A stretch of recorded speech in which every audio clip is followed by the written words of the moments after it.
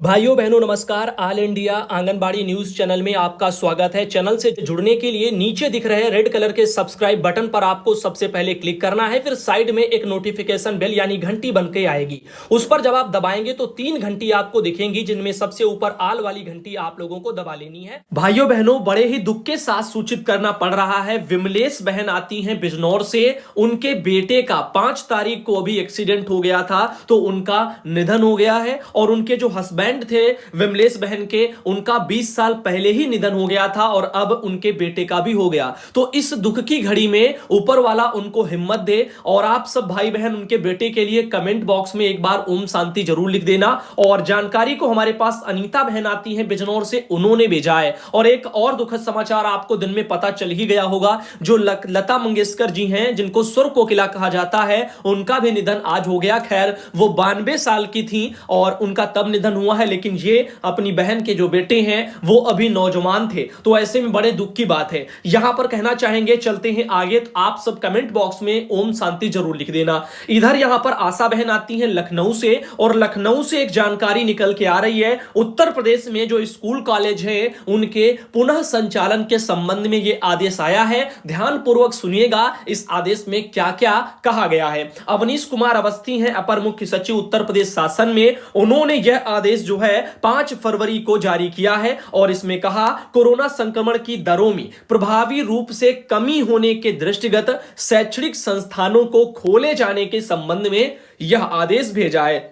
इसमें लिखा गया है कि 6 फरवरी तक जो है पूर्णतया स्कूल कॉलेज शैक्षणिक संस्थान बंद करने के निर्देश दिए गए थे। तो यहां पर शैक्षणिक संस्थानों द्वारा ऑनलाइन कक्षाएं जारी रखने के लिए निर्देश दिए गए थे। लेकिन अब क्या है, अब आप ध्यानपूर्वक सुनिएगा जो अब निर्देश आए हैं। इसमें लिखा है कि प्रदेश में कोरोना संक्रमण की दरों में प्रभावी रूप से कमी होने के दृष्टिगत अब इस संबंध में सम्यक विचारों उपरांत यह निर्णय लिया गया है कि पूर्व में जारी आदेशों को संशोधित करके कक्षा 9 से उच्चतर यथा कक्षा 9, 10, 11 और 12 व समस्त डिग्री कॉलेज कोरोना गाइडलाइन यथा मास्क की अनिवार्यता एवं कोविड हेल्प डेस्क की स्थापना तथा समय समय पर निर्गत अन्य निर्देशों का कड़ाई से अनुपालन सुनिश्चित कराते हुए अब दिनांक 7 फरवरी से अग्रिम आदेशों तक वो खुले रहेंगे। तो अब उत्तर प्रदेश में जो आप लोगों के कक्षा 9 से उच्चतर, जैसे कि 9, 10, 11, 12 वाले और डिग्री कॉलेज वाले, वो सब खोले जा रहे हैं। लेकिन 9 के जो पहले के हैं 1 से लेकर के 8 तक के, उनके बारे में उनको खोलने के लिए इसमें आदेश में नहीं लिखा है। तो अभी कक्षा 1 से 8 तक के और साथ ही साथ आपके नर्सरी वाले या आंगनबाड़ी केंद्र, उनके लिए यह आदेश लागू नहीं होता। तो कृपया किसी भी भ्रम की स्थिति में ना रहें। अभी जो 7 तारीख से स्कूल कॉलेज खुल रहे हैं वो 9, 10, 11, 12 और ऊपर के डिग्री कॉलेज वाले ये खोले जा रहे हैं उत्तर प्रदेश में। बाकी छोटे बच्चों का अगर आदेश हम तक आएगा, जारी होगा, तो आपको खबरों में हम लेकर के आएंगे। इधर बात करते हैं अगली खबर के बारे में। बिहार के गया से खबर निकल के आ रही है, कैमूर में सरकारी योजनाओं के नाम पर हो रहा है खेला। पैसा निकासी के बाद भी नहीं बना आंगनबाड़ी केंद्र का भवन। तो ये एक जो पैसे का एक खेल हो रहा है, आइए इस पर थोड़ा चर्चा कर लेते हैं। बिहार में क्या मैटर निकल के आ रहा। तो प्रखंड में सरकारी योजना का पैसा निकाल करके कार्य नहीं कराने के मामले अब बढ़ते जा रहे हैं। यानी बजट तो आता है, पैसा निकाल करके बस काम नहीं कराया जाता, यह समस्या आ रही है। और हां, अभी आप लोगों को एक बात और कहना चाहेंगे, इस वीडियो में जो स्मार्टफोन और टैबलेट बंटने थे उत्तर प्रदेश सरकार के द्वारा, जो अभी जिस पर चुनाव के कारण रोक लग गई थी, तो अभी उसके बारे में भी एक सरकारी आदेश आया है। अभी वो भी आप लोगों को दिखाया जाएगा इसी वीडियो में, तो अभी बने रहिए हमारे साथ। यहां पर लिखा है, अभी बिहार की इस खबर को देख लीजिए। अभी कुछ माह पहले जो है डुगनूपुरा में अभिकर्ता द्वारा पैसा निकाल करके गली नहीं बनाने का मामला प्रकाश में आया था। फिर बड्डा के आंगनबाड़ी केंद्र के बनाने में भी वैसा ही मामला का पता चला, जहां राशि की निकासी के बाद भी अब तक आंगनबाड़ी भवन पूर्ण नहीं हो सका है। ताजा मामला भटपुरवा से राशि निकाल करके आंगनबाड़ी केंद्र भवन निर्माण पूर्ण नहीं कराने का है। तो इस तरह से मैंने कहा था, जब आपका बजट अभी केंद्र से जारी हुआ था आंगनबाड़ी केंद्रों का जो है उसमें सुधार के लिए, तो अभी फिलहाल के लिए मैंने कहा था कि इससे बेटर है कि सब आंगनबाड़ी बहनों को खुद का भवन मिल जाए और यह भी सुनिश्चित किया जाए कौन से वित्तीय वर्षों में भवन बनाने के लिए पैसे दिए गए हैं और क्या वो धरातल पर वो केंद्र बना भी है या केवल पैसे आए हैं और कोई डकार गया है और केंद्र बना ही नहीं है। तो इस बारे में थोड़ा जांच की आवश्यकता थी। तो अब यहां पर देखिएगा 2014-15 में प्रारंभ इसके लिए जो है हुआ था। योजना की कुल जो है यहां पर प्राकलित राशि लगभग 6,10,000 रुपए थी। अभिकर्ता जो है सह पंचायत सेवक द्वारा राशि को निकाल लिया गया, लेकिन 2019 तक केवल 1 लाख खर्च कर कुछ कार्य कराकर उसको छोड़ दिया गया। फिर मेरे द्वारा अनुमंडलीय लोक शिकायत निवारण फोरम में वाद दायर किया गया। इसके बाद फोरम के आदेश के निर्माण कार्य प्रारंभ हुआ। 19 तक जो है आधा निर्माण हुआ। फिर जिला लोक शिकायत निवारण फोरम में 2020 में वाद दायर किया गया। तब वहां से डांट पड़ने के बाद छत की ढलाई हुई। अभी भी प्लास्टर नहीं हुआ है, फर्श पक्की नहीं है, बाहर से दरवाजे में किवाड़ लगा दिया गया है, जबकि अंदर के दरवाजे में किवाड़ भी नहीं है। अब आप समझ रहे हैं ना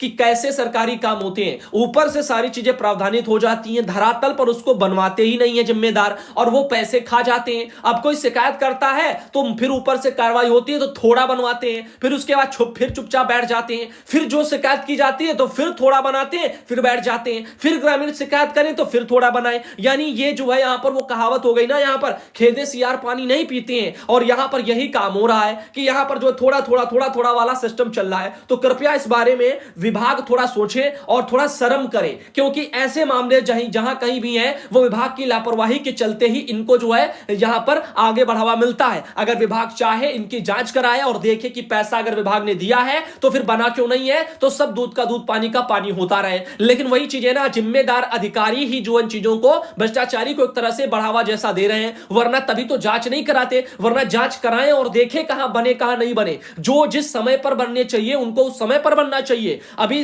गवर्नमेंट कहती है नई शिक्षा नीति लागू करेंगे और सब जो जमीन पर सब जो है समय पर होगा। अब कैसे होगा ये चीजें अगर ऐसे ही लापरवाहियां बरती जाएंगी। तो अभी यहां पर देखिएगा कुछ अभिकर्ता का स्थानांतरण अन्य जगह हो गया है, उनसे संपर्क करने का प्रयास किया गया था।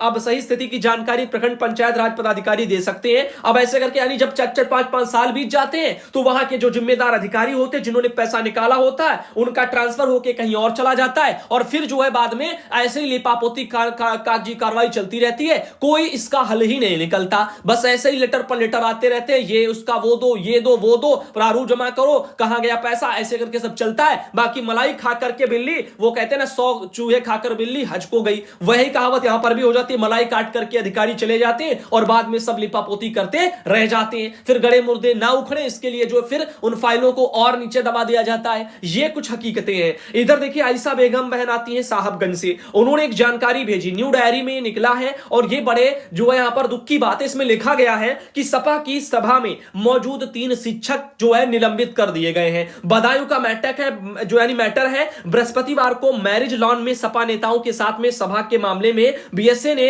वीडियो फुटेज के आधार पर 3 बेसिक शिक्षकों को निलंबित कर दिया। वहीं चिन्हित किए गए करीब 50 शिक्षा मित्रों व अनुदेशकों का मानदेय रोक दिया। शहर के बाहर आलापुर रोड के पूनम लॉन में सपा नेताओं के साथ सभा करना बेशिक्षा और शिक्षा मित्र अनुदेशक इन सबको भारी पड़ गया। तो एक तरफ चुनाव है, दूसरी तरफ जो है अगर किसी जो है कर्मियों को या अधिकारियों को किसी अन्य जो है एंटी पार्टी में देख लेती है मौजूदा सरकार, तो उनके ऊपर इस तरह से कुछ कार्रवाइयां सुनिश्चित कर दी जाती हैं। जबकि आपको पता है चुनाव आचार आदर्श संहिता चले, उसका उल्लंघन नहीं होना चाहिए। मैं एक सवाल करता हूं, आप सब भी जो है देख रहे होंगे, चाहे सोशल मीडिया कोई भी आप उठा लो, फेसबुक ही उठा लो, चाहे कोई भी उठा लो, फेसबुक पर और इंस्टाग्राम पर आपको ज्यादा मिल जाएगा। यूपी सरकार का एक जो है यहां पर ये जो वायरल हो रहा है ना, उनमें आप लोगों ने देखा होगा स्पॉन्सर्ड करके जब जो चीजें दिखाई जा रही हैं एक एडवर्टाइज के रूप में, जिसमें लिखा होता है 2017 के पहले ऐसे दिन थे, 2017 के बाद में ऐसे दिन हो गए। तो ये जो चीजें जो चल रही हैं, ये भी इससे भी तो उल्लंघन हो रहा है। ये भी तो एक प्रचार प्रसार जैसा है।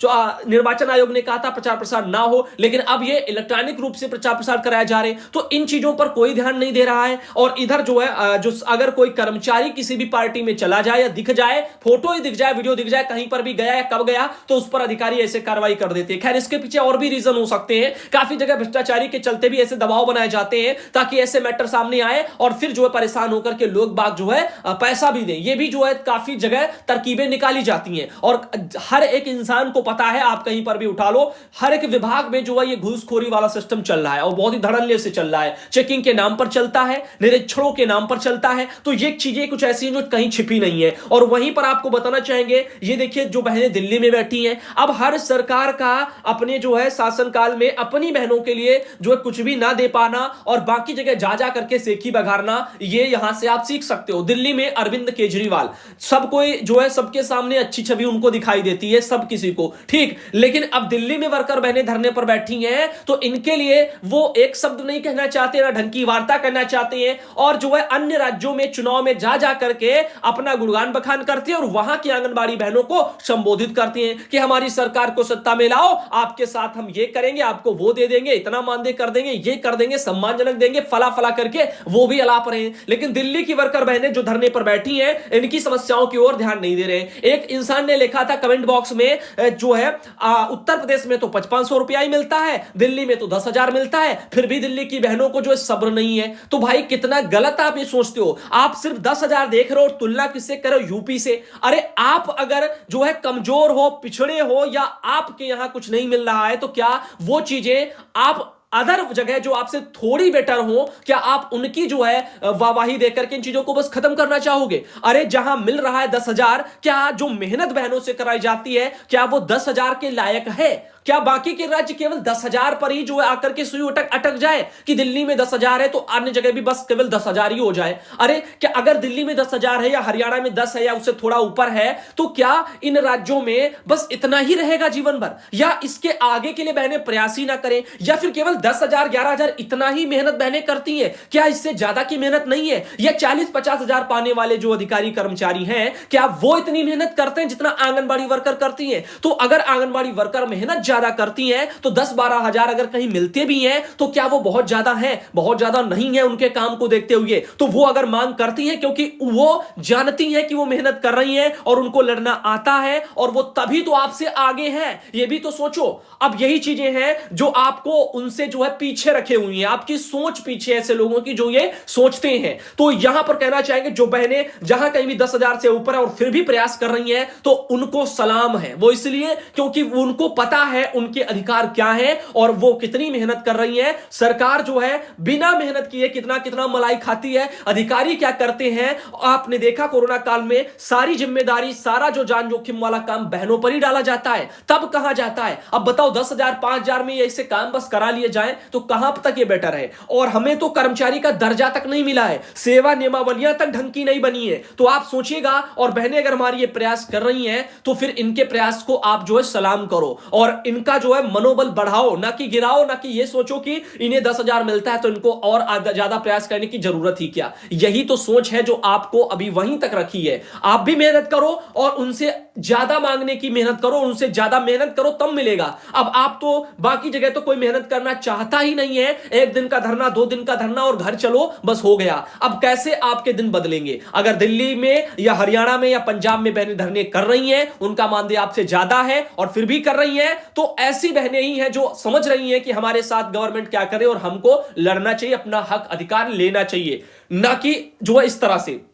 तो अब बात करते हैं अरविंद कुमार जो है अपर मुख्य सचिव उत्तर प्रदेश शासन से। उन्होंने 3 फरवरी को लेटर निकाल दिया है यही कि प्रदेश के युवाओं में जो है प्रदेश के जो युवा हैं उनके लिए तकनीकी सशक्तिकरण के लिए उनके जो टैबलेट और स्मार्टफोन का वितरण होना था उन्हीं के संबंध में है। तो जैसा कि आपको पता है कि यहां पर आदर्श आचार संहिता लगने से उस पर रोक लगा दी गई थी, उसके स्मार्टफोन के वितरण पर, टैबलेट के वितरण पर, क्योंकि उसमें जो है योगी जी की और मोदी जी की जो है फोटो यानी भाजपा कार्यकर्ताओं की आ रही थी, तो इसलिए उस पर रोक लगा दी गई थी। तो अब फिलहाल के लिए वो सब हटा दी गई है। तो अब जो है यहां पर फिर से जो है इसका वितरण जो है करा दिया जाएगा। तो अभी ये सब जनपदों को उपलब्ध करा दिए जाएंगे और फिर अभी इसका वितरण शुरू हो जाएगा। तो इस संबंध में ही यहां पर आया। तो जो भी माननीय लोगों की जो राजनेताओं की फोटो वगैरह थी वो अब उसमें नहीं दिखाई देंगी, तो इसीलिए इसके बारे में यहां पर सब स्पष्टीकरण दिया गया है। तो अब आप उम्मीद लगा करके बैठ जाइए कि यूपी में जो है स्मार्टफोन और टैबलेट का आप जल्दी जो है आप लोगों को देखने को मिलेगा, जहां जहां वितरण नहीं हुए। अभी तो ज्यादातर तो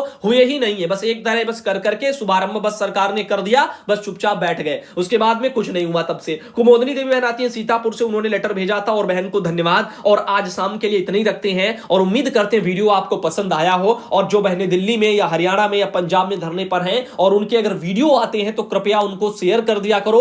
हो सकता है उनकी मेहनत से ही आपका भला हो जाए। नहीं समझेंगे आप लोग, जिनको नहीं पता वो सोचेंगे कि अरे वो तो अपने राज्य में धरना करें, हमें थोड़ी मिलेगा। लेकिन सोचो, दिल्ली केंद्र सरकार है। काफी लोग चाहते होंगे कि दिल्ली में जाकर के धरना करें केंद्र सरकार के सामने। अब आप सोचो, दिल्ली में अगर केंद्र में धरना हो रहा है और अगर उसका कहीं ना कहीं सरकार, अगर भाजपा सरकार को सोचे, यानी मान लो मोदी जी अगर कुछ सोचे जो सेंटर में है, तो वो अगर कुछ देना चाहें, अगर वो पैसा बढ़ा दें या बहनों के लिए कुछ सोच लें तो ज्यादा बेटर होगा। तो कम से कम बहनें प्रयास कर रही हैं, भले ही किसी अन्य राज्य की हैं। मान लो उनका और बढ़ जाता है, अपने उनका संघर्ष जो है यहां पर सफल रहता है और भी पैसा बढ़ जाता है। मान लो उनकी जैसे मांगे हैं 24,000 की, अगर सरकार झुकती है, अगर देती है उनको, तो आपको भी तो एक मुद्दा मिलेगा, आपको भी तो कम से कम ये कहने के अवसर मिलेगा कि देखो पड़ोस में दिल्ली में सरकार इतना पैसा उनको दे रही है, तो बाकी राज्य वालों आप भी अपनी सरकारों से कम मांगोगे ना ये कहकर के हमें इतना कम क्यों मिल रहा है, एक जगह 24,000, एक जगह जो यहां पर 4,000, तो इतना डिफरेंस क्यों?